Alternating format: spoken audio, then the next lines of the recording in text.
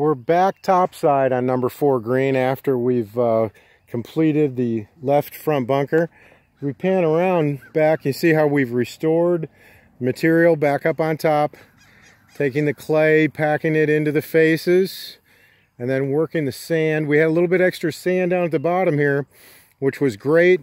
So we were able to work that sand up on top of the clay here. And again, as you see, this material is nice and loose. So when our crew comes back to rake this on in to prepare it for seed, it's very easy to work. The faces have been tracked in for compaction as well. We leave the faces tracked in again so that raking it is quite a bit easier.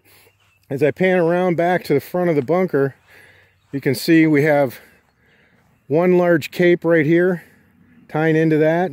As I look over onto the other side of the bunker up over there, as you can see, we've restored the soil in right there while not disturbing anything from that pine tree. In fact, we've probably helped that pine tree by putting some more earth, for his roots to stabilize in. And again, the cape that we have, as you can see, nice and gentle, so we can walk on down, which will make it very easy to mow. Water releasing out toward the bottom. No water will sit in here from the fairway looking in. As I pan back around, this cape right here, and then the following cape right there. From the approach shot, this will appear as a bunker. The shadow effect, the cape coming down, but no sand in here. This shot right here for the golfer is penal enough. You have to hit a flop shot or something a little bit elevated into the bank in order to get it close to the pin right there. This green slopes a little bit, quite a bit from front to back and left, so it's optimum to stay below the pin.